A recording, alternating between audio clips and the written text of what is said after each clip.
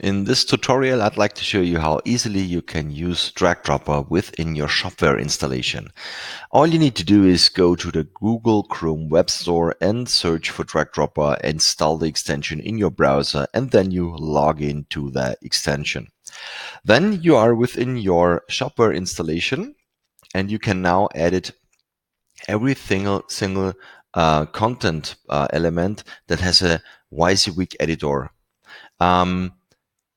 You will see this DragDropr icon, which is injected by our Chrome extension.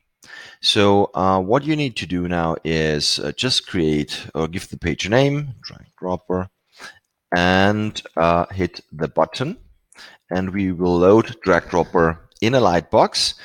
Then you can just grab the project that you want to use with Shopware and create a new page. As soon as the editor opens up, you can use DragDropr as you're used to use it within the app itself. So just drop in elements that you want to use, let's say a headline, some rich text, and maybe even some pre-designed content blocks. Let me pick here a featured, and then hit the save button.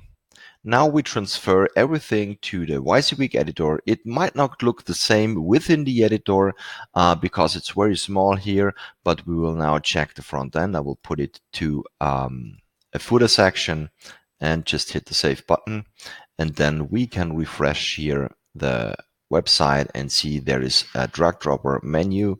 And when I go here, this is exactly what we created within DragDropr.